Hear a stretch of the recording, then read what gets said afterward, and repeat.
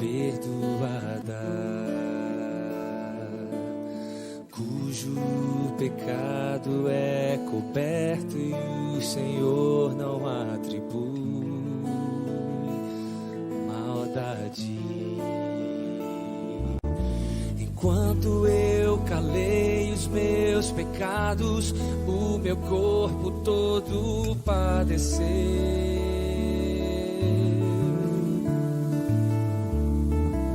Dia e noite a culpa me cercou e toda a minha força levou, mas eu confessei-te meu pecado e minha iniquidade não mais ocultei. Perdoaste minhas faltas e ao cercarem-me as águas, livre estarei. Você é bem-aventurado, então cante. Bem-aventurado é aquele cuja iniquidade é perdoada, cujo pecado é coberto e o Senhor não atribui maldade. Enquanto eu calei os meus pecados, enquanto eu calei os meus pecados, o meu corpo todo padeceu.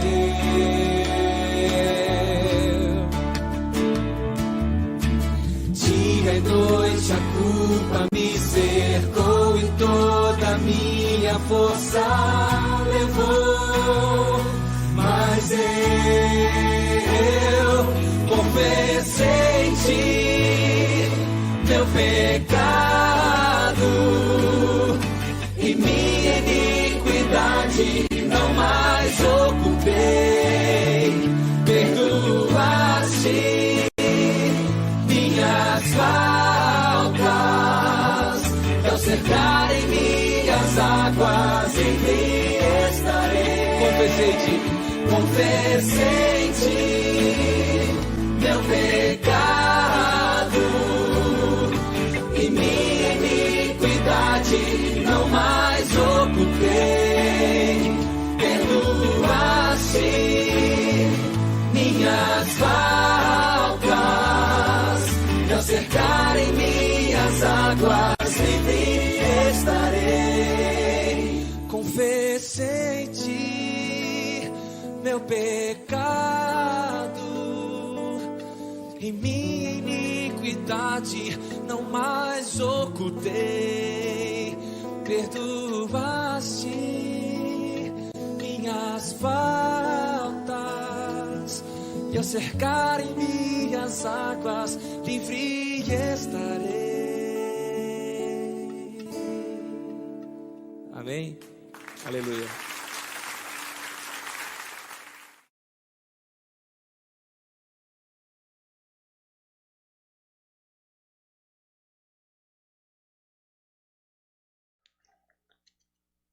Bom dia, Igreja do Senhor Jesus Cristo.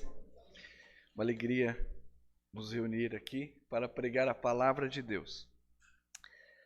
Aqueles que nos assistem via internet também estão convidados a participar conosco. Não se contente apenas com este vídeo frio e sem comunhão. Hoje convido você mais uma vez a abrir a sua Bíblia na carta do apóstolo Pedro, primeira carta de Pedro, capítulo 4. Continuando a exposição da palavra de Deus. Você sabe quando nós começamos a pregar esta carta? Foi esse ano, em março. Abril, maio, junho e julho, 4 meses. Mais ou menos uns 12 ou 13 mensagens nesta carta. Então hoje Deus nos deu graça de chegar até aqui no capítulo 4, e hoje será do verso 1 a 6.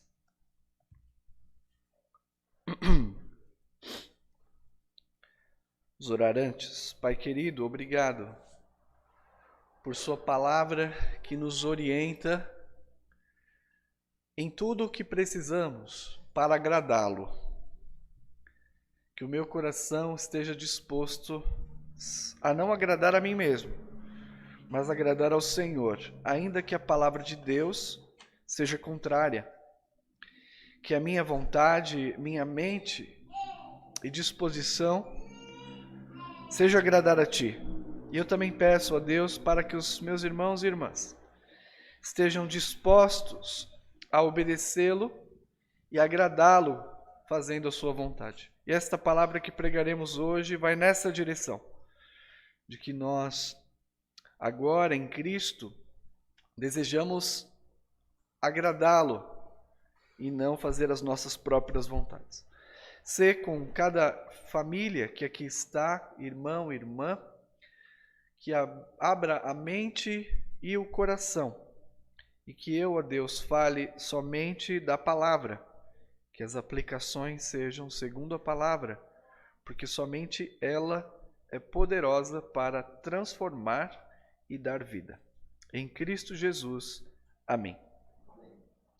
Palavra do Senhor, então, primeira carta de Pedro, capítulo 4, versos 1 a 6. Ora, tendo Cristo sofrido na carne, armai-vos também vós do mesmo pensamento. Pois aquele que sofreu na carne deixou o pecado, para que, no tempo que vos resta na carne, já não vivais de acordo com as paixões dos homens, mas segundo a vontade de Deus. Porque basta o tempo decorrido para terdes executado a vontade dos gentios, tendo andado em dissoluções, concupiscências, borracheiras, orgias, bebedices e em detestáveis idolatrias.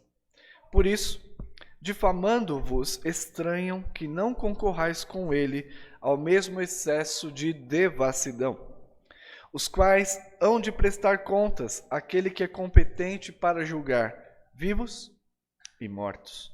Pois, para este fim, foi o evangelho também pregado também aos mortos, para que mesmo julgados na carne, segundo os homens, vivam no espírito, segundo Deus. Nessa passagem, o apóstolo Pedro encoraja cada um de nós, como cristãos, a abstermos da vida social pecaminosa. Abstermos da vida social pecaminosa, que é característica da nossa cidade e também característica das cidades do Império Romano. Insiste para que os cristãos resistam na fé, mesmo quando difamados, como lemos no versículo 5, por não se associarem aos costumes sociais, geralmente imorais, costumes sociais idólatras, que eu exporei um pouco melhor para vocês o que é. Então, meu assunto hoje, irmãos, é mortos para o pecado, mas vivos para Deus. Aqueles que usam a versão revista e atualizada, aquele cabeçalho colocado pelo editor, diz assim: a morte para o pecado e a pureza de vida. Este cabeçalho sintetiza bem a ideia da passagem e meu título segue isto, de certa forma. Estamos mortos para o pecado, mas vivos para Deus. O resumo do ensino desta passagem é que, unidos a Jesus Cristo pela fé, morremos para o pecado. Unidos a Jesus Cristo pela fé, morremos para a vida no pecado. E por isso, não nos associamos mais às práticas idólatras, geralmente impulsionada pela cultura em que vivemos e motivações religiosas dos incrédulos. Então, pela graça de Deus, não foi planejado que eu pregasse nesta data, mas falaremos um pouco sobre festas, inclusive a festa junina, como isso é pernicioso para a fé e vedado aos cristãos, porque faz parte da cultura com motivações pagãs e religiosas. Dentro do contexto, irmãos, Pedro orienta a igreja a desfrutar da união com Cristo, vivendo segundo a vontade de Deus. Veja no capítulo 4, verso 1, parte A. Ora, tendo Cristo sofrido na carne. Então, queridos, nós unidos a Cristo, agora temos capacidade de viver segundo a vontade de Deus. Não devemos mais viver segundo as paixões carnais e nem temer aqueles que nos ameaçam por rompermos com o pecado. Então, você tem uma festa, você sabe que aquela festa é idólatra ou aquela festa pode ser até familiar, descambará, se desenrolará para imundícia, para bebedeira, para todo tipo de pecado. Nós devemos ter um maior cuidado, então, de às vezes nos abster e sofrer as consequências de dizer, ó lá o crente, ó lá a boa zona, ó lá o bonzão, não quer se misturar com essa gentalha. Era isso que acontecia na igreja primitiva. Então, não devemos mais viver segundo a paixão carnal e nem temer aqueles que nos difamam por rompermos com o pecado. Em segundo lugar, nessa passagem também, sabendo e confortados de que Deus trará juízo sobre aqueles que nos perseguem, aqueles que rejeitam a mensagem do Evangelho e vivem deliberadamente na prática do pecado. Então, capítulo 4, versículo 1, começa com esta ideia teológica fundamental, de que você, irmão, você, irmã, quando creu, então é porque foi unido a Cristo. A nossa ação é fundamentada na obra consumada de Cristo. É a base do novo nascimento e da regeneração.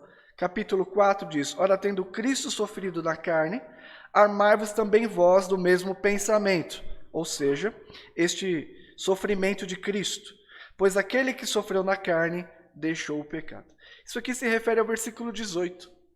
A obra consumada de Cristo na cruz, capítulo 3, verso 18. Pois também Cristo morreu uma única vez pelo pecado, o justo pelos injustos, para conduzir-vos a Deus, morto sim na carne, mas vivificado no Espírito.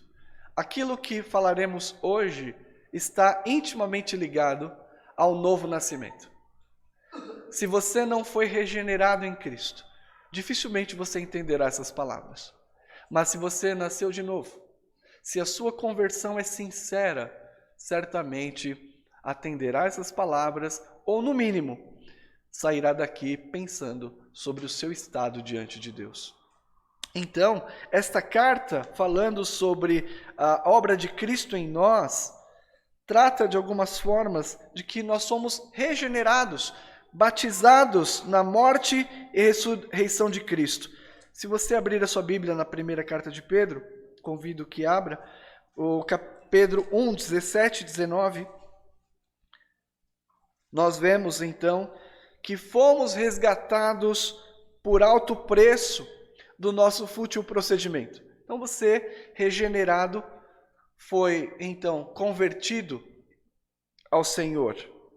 Diz o versículo 17, ora, se invocais como Pai, aquele que sem acepção de pessoas julga segundo as obras de cada um, portai-vos com temor durante o tempo da vossa peregrinação, sabendo que não foi mediante coisas corruptíveis, como prata ou ouro, que fostes resgatados do vosso fútil procedimento que os vossos pais vos legaram, mas pelo precioso sangue, como de cordeiro sem defeito e sem mácula, o sangue de Cristo. Então, esta obra consumada e aplicada a nós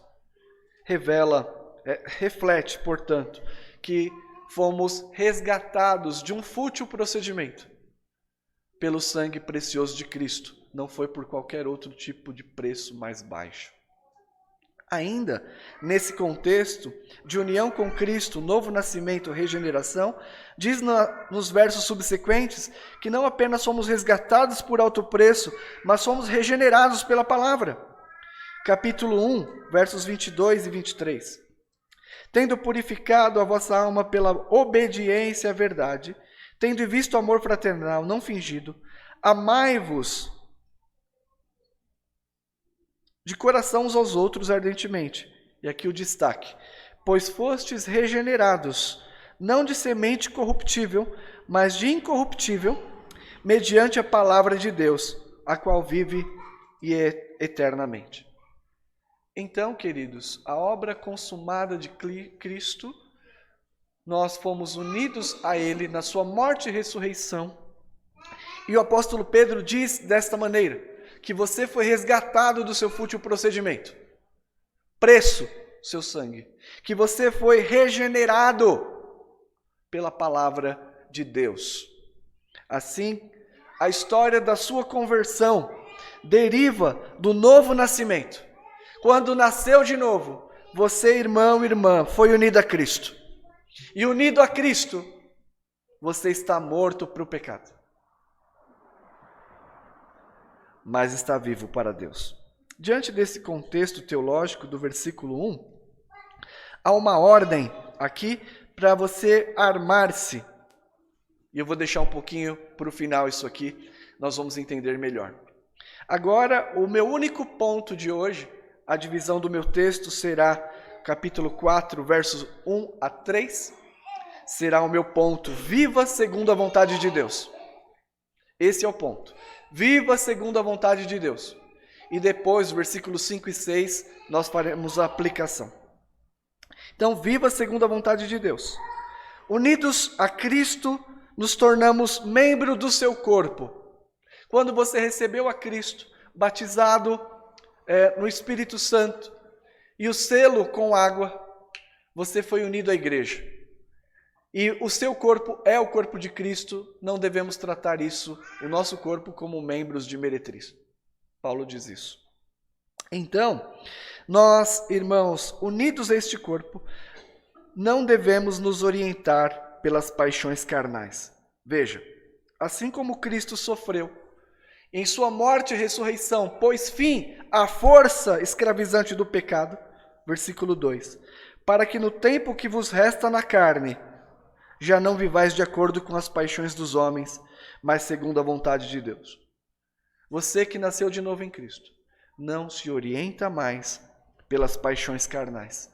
E é um tema recorrente na carta de Pedro. Observe no capítulo 1, versículo 14. Como filhos da obediência, não vos amoldeis as paixões que tinhais anteriormente na vossa ignorância. No capítulo 2, verso 11, amados, exorto-vos como peregrinos e forasteiros que sois, a vos absterdes das paixões carnais que fazem guerra contra a alma.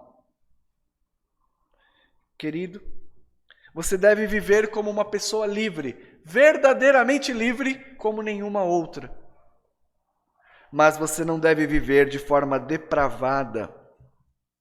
Capítulo 2, verso 16.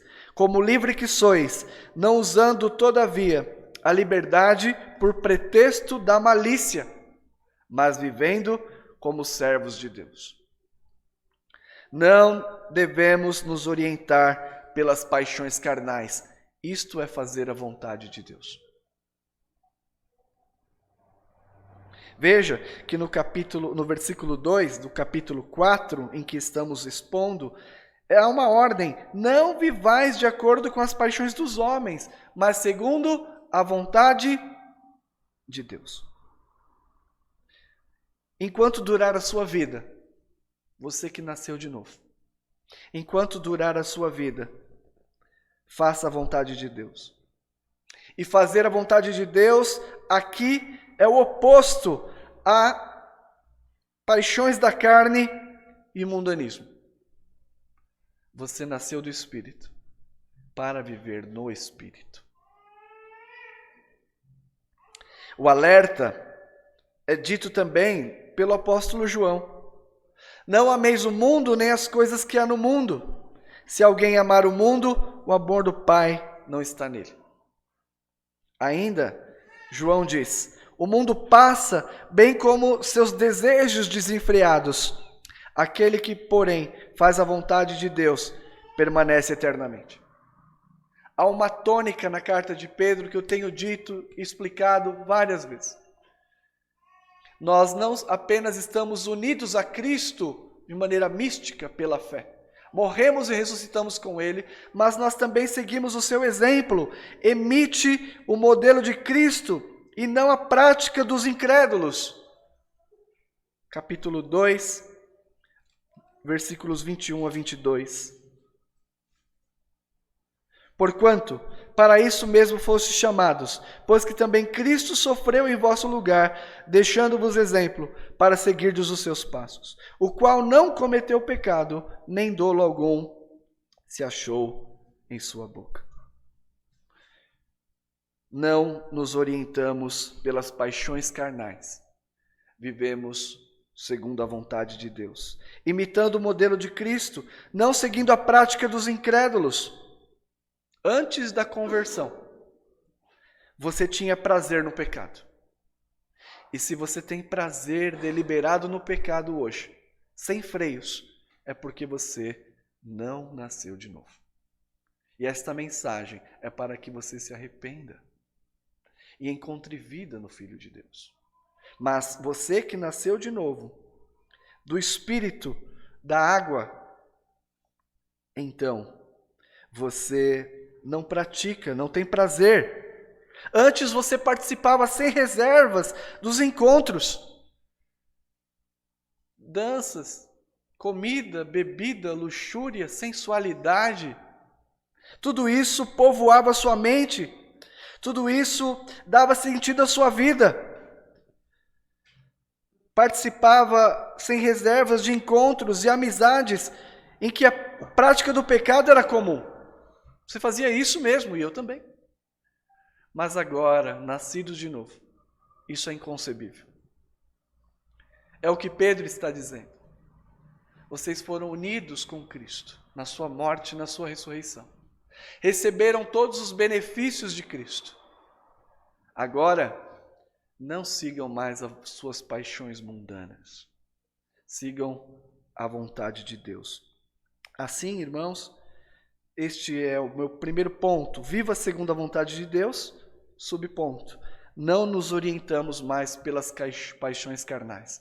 Ainda neste primeiro ponto, nascidos do Espírito, abandonamos gradualmente os antigos hábitos pecaminosos. Não existe base bíblica para crente carnal. O crente carnal é uma teologia que veio dos Estados Unidos, basicamente ensinada no meio pentecostal e neopentecostal, registrada na Bíblia Scofield. O que significa o crente carnal? Que ele é crente, mas Cristo não governa o seu coração, é Ele mesmo que governa. Querido, se não é Cristo que governa, você não é crente.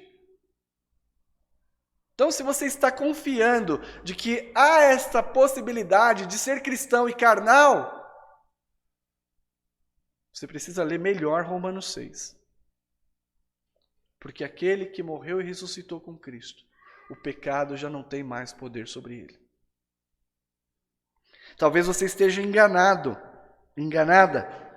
Então, aqueles que são nascidos do Espírito pecam, mas não têm prazer no pecado e gradualmente abandonam os antigos hábitos. Olha o que diz o versículo 3.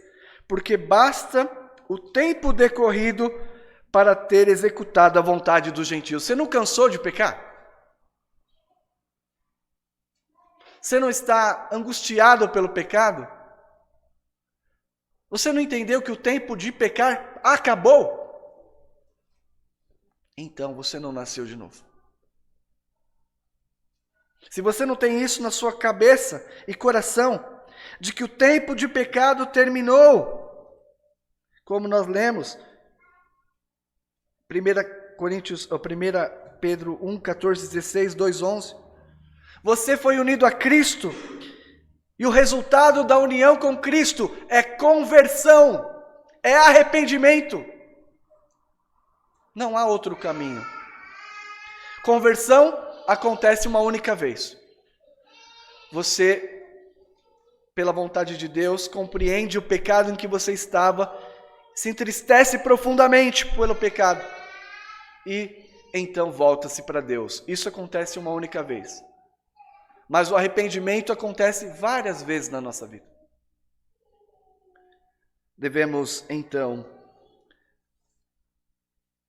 abandonar gradualmente os hábitos pecaminosos. Alguns versos para exortar-lhes e confortar-lhes. Lemos na liturgia. E se alguém está em Cristo, é nova criatura. As coisas velhas passaram, eis que se fizeram novas.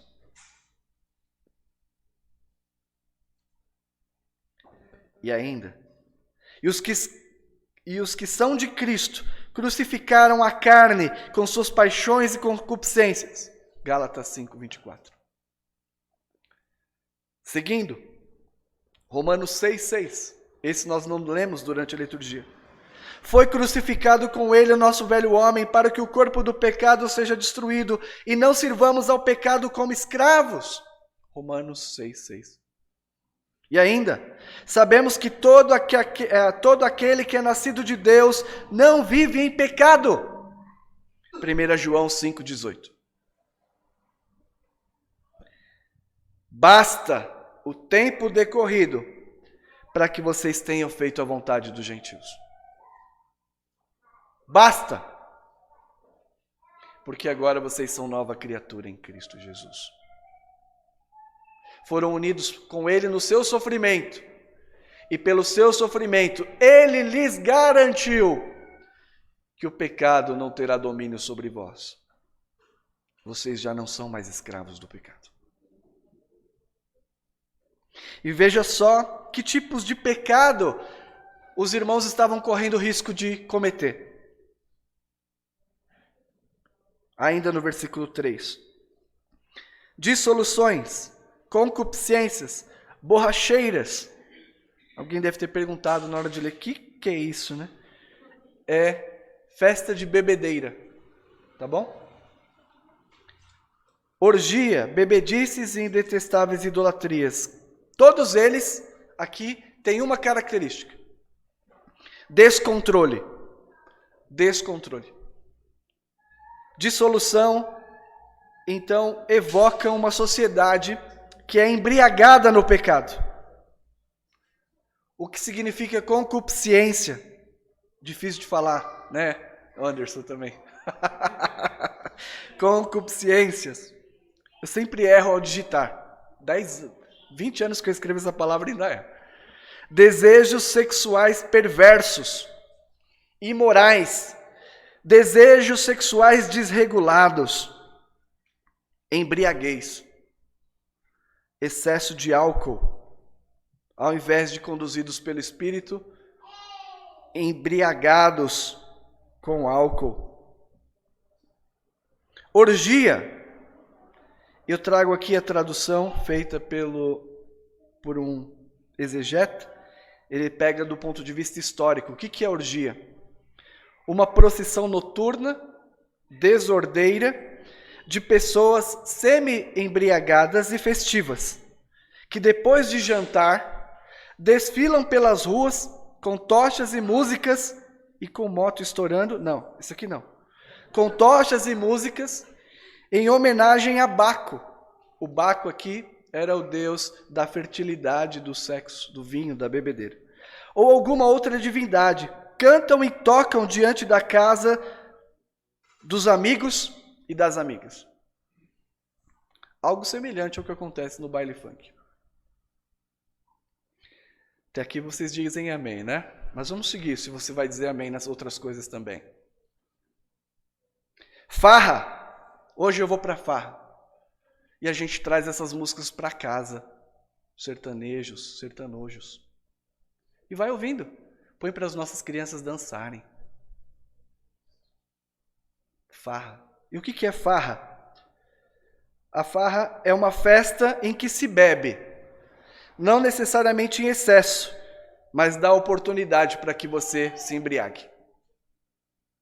Então, quantas farras nós estamos aí submetidos durante a semana? Detestáveis idolatrias. Naquela época, a adoração aos ídolos resultava em imoralidade e intemperança. O que acontece? Deixa eu explicar para vocês do contexto, e aí vocês vão captar, se Deus permitir, muito bem. Os crentes estão numa encruzilhada em que abandonaram as práticas mundanas, foram unidos a Cristo, e têm diante de si uma sociedade depravada em todos os aspectos. E a vida social é o caminho para pecado. Então, os encontros sociais terminavam em devassidão. Tinha uma casa, tinha uma festa na casa do patrono. Quem que era o patrono? Era o senhor de escravos. Todo mundo ia arrumadinho. Mas em determinado momento da festa, depois de embriagados, os patrões tinham relações sexuais com as escravas e com crianças.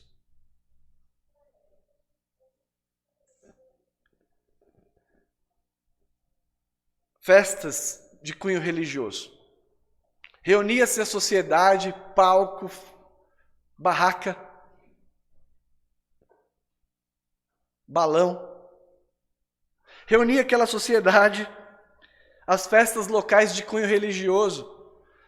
Difícil em Roma ter uma festa pública que não fosse ligada a uma divindade ou ao paganismo.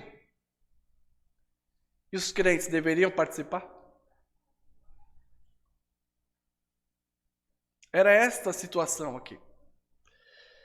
Deveriam portar-se com a vontade de Deus, recusando-se a participar destas festas porque elas encaminhavam ao pecado. Só que não tinha uma festa para o crente ir. Todas elas estavam contaminadas. E o que fazer? Queridos, nós vimos até agora, nós devemos viver segundo a vontade de Deus. Não nos orientarmos pelas paixões carnais. Abandonar gradualmente os hábitos pecaminosos. Vimos quais eram os hábitos e o porquê Pedro escreve esta passagem à igreja. Eu quero compartilhar a partir do versículo 4 algumas aplicações. E a primeira aplicação é: estamos no mundo, mas não somos do mundo. Os leitores, aqui eu abro aspas para o que diz um comentarista. Os leitores viviam dentro de uma cultura pagã, que esperava que participassem plenamente da sua vida.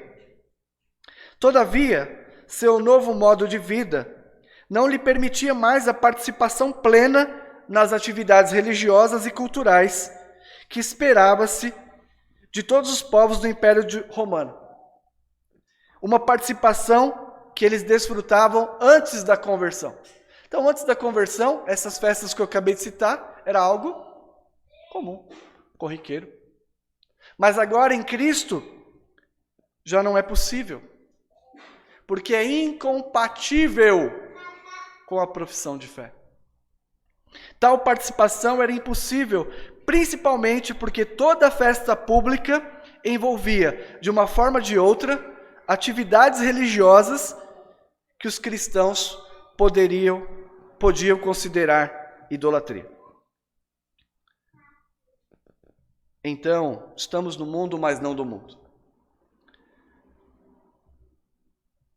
Há uma questão em teologia sobre liberdade cristã que o Calvino desenvolveu de maneira muito importante. Falando sobre liberdade cristã, tem um tópico que é liberdade acerca das coisas indiferentes. O que seria liberdade acerca das coisas indiferentes? Aquilo que a Bíblia não é clara sobre proibição ou permissão. Por exemplo, fumo, entre outros hábitos. A Bíblia não é clara. Então isso seria uma espécie de a liberdade cristã nas coisas indiferentes. A gente deve agir com o princípio do amor, respeitando o outro antes de fazer nossa vontade. Então, quando nós estamos falando de festas, talvez entre nessa questão da liberdade das coisas indiferentes. Mas a Bíblia não é clara quanto a isso. Eu creio, irmãos, que eu vou falar aqui não é relacionado às coisas indiferentes, não. A Bíblia tem preceito. E esta passagem é um dos fundamentos. O cristão participa do carnaval? Mas há igrejas que já tem bloco. Bateria, Salmo 150.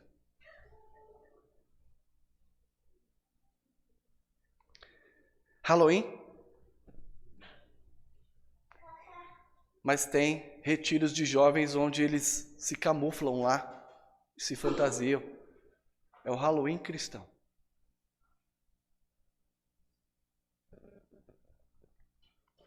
Festas comemorativas, festas de final de ano, aniversário do amigo no trabalho. Você sabe que lá você vai ter bebida, sensualidade, fumo em excesso, tudo em excesso. Mas você vai. Não, Jesus disse para andar com os pecadores. Para andar, não ser um. Mas você será um.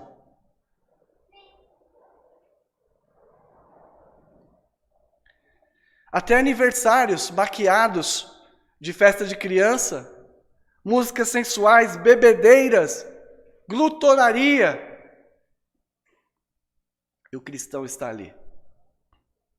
Mas pastor, ele vai dizer que eu não ando com a minha família.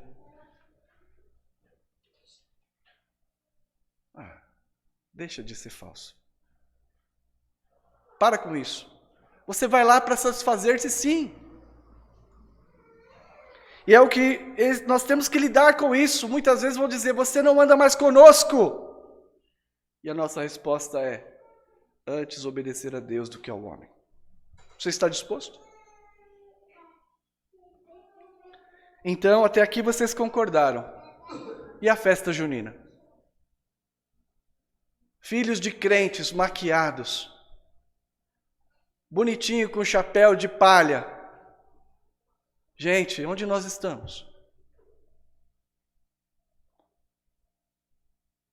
Parece ser inofensiva, mas em maior e menor grau estão associados à tradição.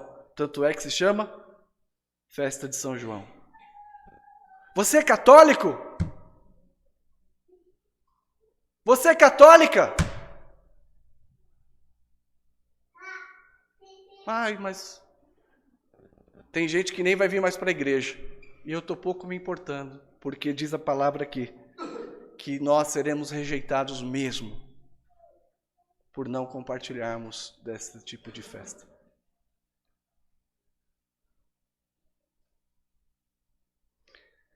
Estão associadas à tradição ou diretamente ao paganismo. Leia por que das fogueiras de São João. Por isso, devemos abandonar tais práticas. Se você quiser, instrua seu filho, talvez seja grande, ele não te obedeça, mas instrua. Não devemos nos associar nos pecados que vocês deixaram. Vocês viviam isso, praticavam isso, mas vocês eram ignorantes. Mas vocês não são mais. Vocês foram lavados no sangue de Cristo. Morreram com Cristo, ressuscitaram com Cristo, crucificaram na carne as paixões. Então essa é a minha primeira aplicação. Como eu vou de férias, o sermão vai ser mais longo hoje. Se não lembrar, sair com quente e 2 fervendo, pela palavra de Deus. 2. Prepare-se então no mundo, mas não do mundo. Versículo 5 diz o seguinte: por isso, difamando-vos, vos estranham, que não concorrais com ele no rio de devassidão. E a palavra é excesso. Prepare-se para ser difamado. Os adolescentes vão sofrer bullying. Ah, mas eu não vou participar, vou sofrer bullying. E os pais ficam até comovidos, né? Aquela olhinho do gato do Shrek. O que você quer para o seu filho? O que você quer para a sua vida? O que você quer para a sua família? Você vai ser difamado, perseguido, excluído. Isso pode acontecer em ambientes sociais, mas é muito comum acontecer em casa. Quando a esposa deixa de seguir na devassidão do marido. Ou quando o marido deixa de seguir os costumes e hábitos antes da conversão. Quando seus filhos querem preparar uma coisa, você diz, não. E eles estavam sofrendo isso, e aqui a mensagem de Pedro, sejam encorajados, porque esses que nos acham estranhos, aqueles que têm ódio contra nós. Você lembra o que Jesus disse? Se o mundo vos odeia, sabei primeiro do que a vós outros me odiou a mim. O mundo te odeia por separar-se do pecado, não separar-se da sociedade, separar-se do pecado. Bem-aventurados sois. Então, se você agir no primeiro ponto, ser do mundo, ou estar no mundo, mas não ser do mundo, prepare-se para ser rejeitado, rejeitada. É o extraterrestre que caiu aqui. Só seu filho não vai participar da festa junina? Uai, qual que é o problema?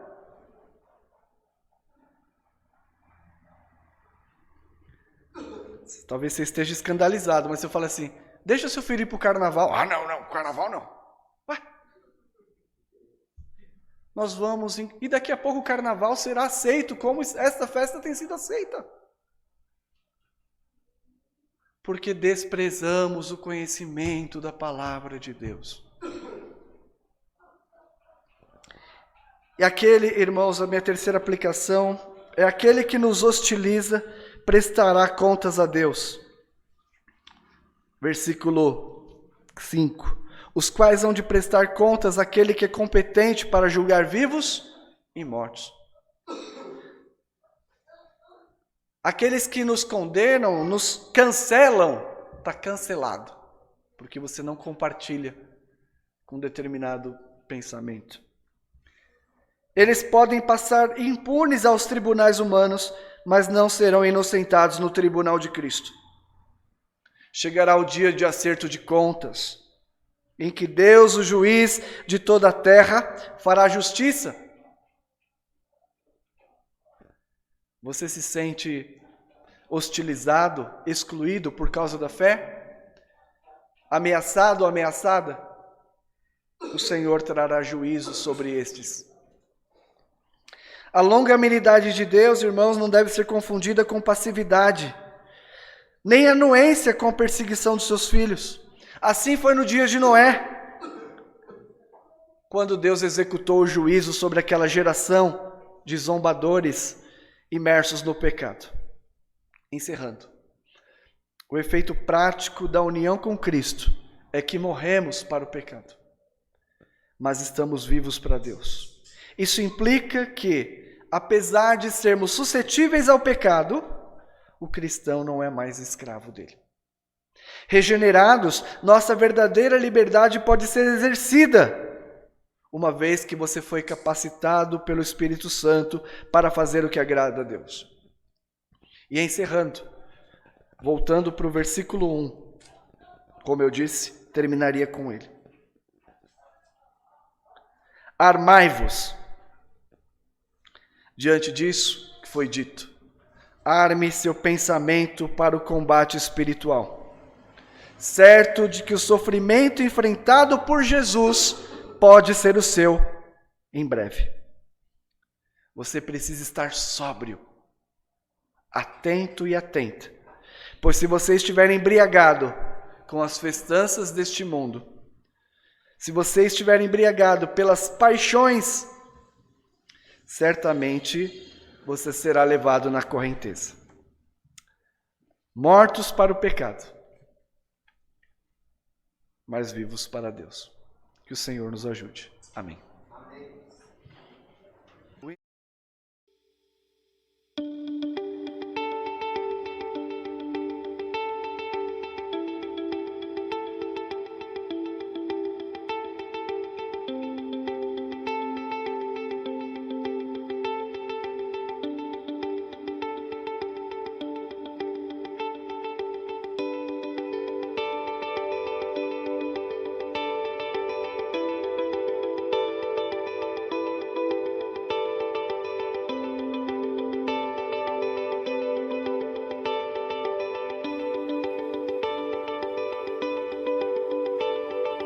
Pai, Deus poderoso, tem compaixão de mim.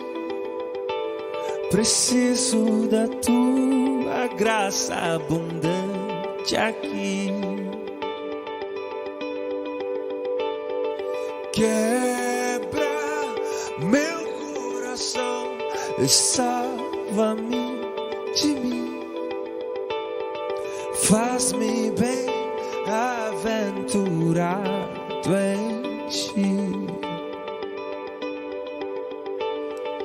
Pai, Deus de justiça, misericórdia, amor, confesso que me afastei e me esqueci de ti. Eu não sou mais que os outros, me ensine a ver quem sou. Faz-me doar ao invés de possuir. Esvazia o meu ego, enche-me de ti. Ajuda-me a confiar, mesmo quando a confiança me faltar. Ajuda-me a enxergar, mesmo quando meu olhar falhar.